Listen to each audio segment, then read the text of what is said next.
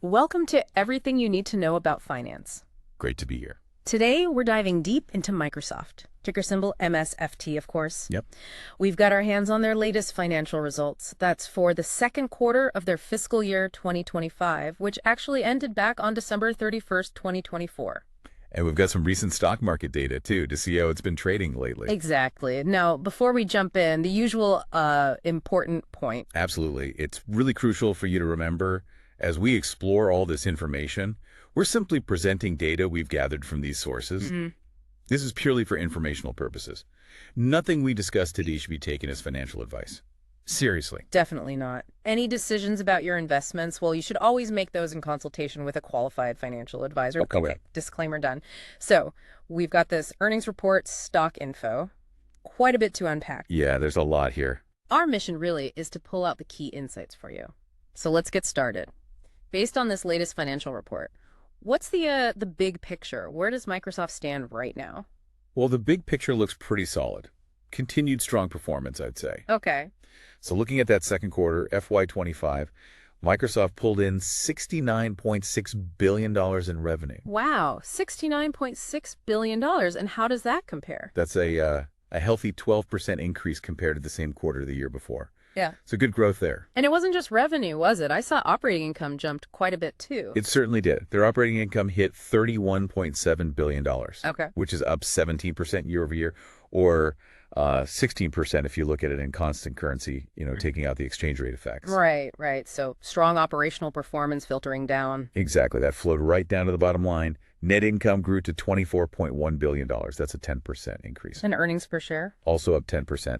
Diluted earnings per share came in at $3.23. Yeah. So consistent growth across the board, really.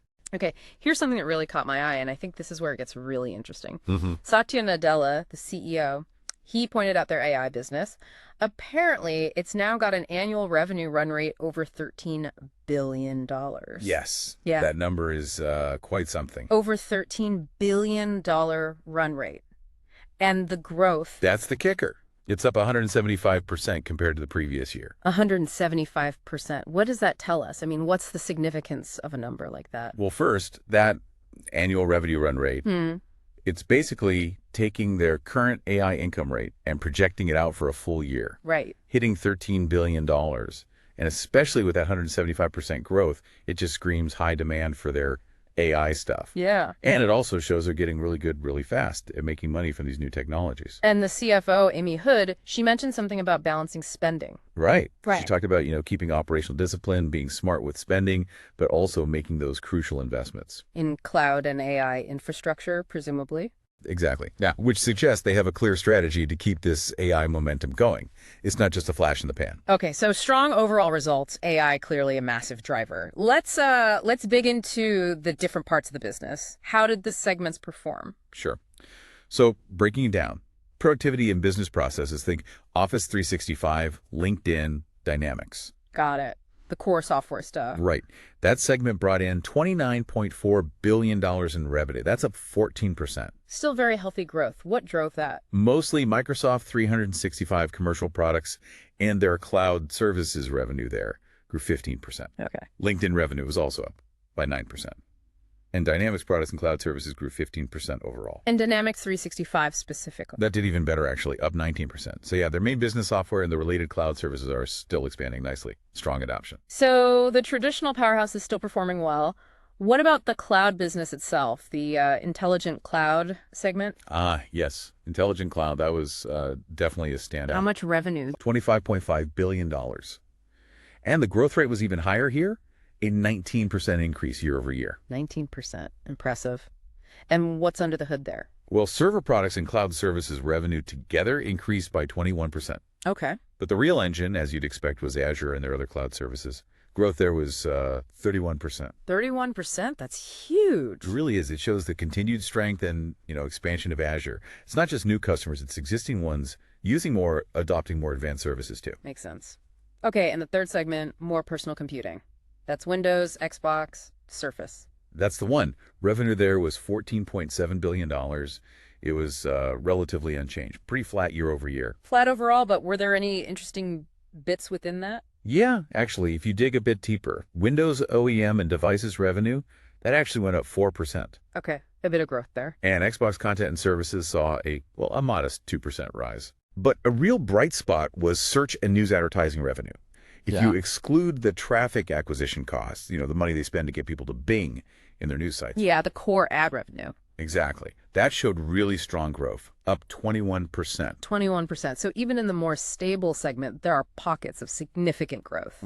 Interesting. Definitely. Now, beyond the P&L, how did Microsoft reward its shareholders directly during this quarter? Well, they returned quite a bit of capital. In the second quarter of FY25, Microsoft gave back $9.7 billion to shareholders. $9.7 billion. How did they do that? Through a combination of paying dividends and also buying back their own shares. Standard practice for a mature company like them. Right. It's often seen as a sign of financial health, and that management feels confident about the future. Okay, let's pivot a bit and talk about the stock itself. MSFT on NASDAQ. Yep. We have a snapshot from May 20th, 2025. The stock price closed at $457.24. Okay. And the range that day was pretty tight, actually. $454.32 up to $457.56. But looking back a bit further, over the last 52 weeks, the range has been much wider.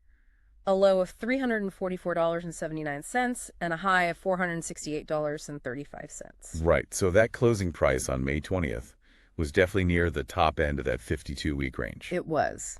What might that suggest about how the market's feeling about Microsoft? Well, generally, trading near your 52-week high usually signals positive market sentiment, doesn't it? True. The big run-up from that low of around $345 over the past year, that likely reflects these strong financials we've been talking about. Especially the cloud and AI excitement, I imagine. Absolutely. That seems to be the main narrative. The tight range on that specific day, May 20th, might just suggest things had stabilized a bit, maybe after the market digested the latest earnings news. And the overall size, market cap. Huge. A market capitalization of $3.40 trillion US dollars. Yeah. I mean, it just underscores their massive scale and influence in the tech world. No kidding. So the earnings report hammered home the strength in cloud and AI. And looking around at recent news, it feels like that's the story everyone's picking up on. We're seeing headlines about Microsoft going all in on AI agents. Yeah, I saw those. And the impact generative AI is having on business software. One analyst even said Microsoft's AI push is just entering the middle innings. Middle innings, I like that. Suggests there's still a lot more game to play, right? Significant growth still ahead, potentially. That seems to be the implication. And it fits with other things we saw. Like there were reports before this Q2 release pointing towards increased profit. Right, setting the stage. And then after these strong Q2 numbers came out, some analysts were suggesting the stock could jump even higher, maybe nearly 20%. And we even have a slightly more recent data point, right? The Q3 earnings. We do. They reported their fiscal Q3 2025 results on April 30th, 2025. So after the period we initially focused on. And how did those look? Confirm the trend. Very much so. Revenue hit $70.07 billion. That's up over 13% year over year. And net income reached $25.82 billion, up nearly 18% year over year. So the momentum clearly continued into the next quarter. Absolutely. It reinforces that the growth we saw in Q2 wasn't an anomaly. It seems to be part of an ongoing positive trend. Okay, so pulling this all together, what does this all mean for you listening in? Well, It seems pretty clear, doesn't it? Microsoft's recent financial success is heavily leaning on its cloud services, Azure mainly, and these really big, aggressive bets on artificial intelligence. that's definitely the core story. The numbers back it up. And the stock price performance over the last year seems to reflect that positive momentum, that market excitement. I think that's a fair assessment. And looking ahead, thinking about the future of the stock, the general vibe from analysts does seem pretty optimistic. Based on the continued growth runway they see in cloud computing, and especially the ongoing innovation and, crucially, the adoption of their AI tech. Those are the key drivers everyone's pointing to. But there's always a but, isn't there? There is, and it's important for you to remember this. Microsoft always includes those forward-looking statements in their releases for a reason. Right, the cautionary notes. Exactly. They outline various risks, uncertainties, things that could impact future results. Competitive pressures, managing a huge global business, the complexities of AI development and regulation.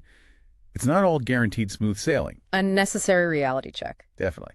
So this deep dive hopefully has given you a good snapshot of where Microsoft stands financially right now and its position in the market. Yeah, a snapshot based on these results and recent data. If you want to go even deeper, well, you could always look at their full earnings reports, listen to the analyst calls. Hmm. There's more detail out there. For sure. And maybe this leaves you with a bigger question to ponder, something for you to think about. Mm-hmm. Considering these incredibly powerful trends, cloud computing, AI, how might they continue to reshape not just Microsoft, but, well, the entire world of technology and investing in the years ahead? That's a great question. Definitely some food for thought there. The impact could be pretty profound.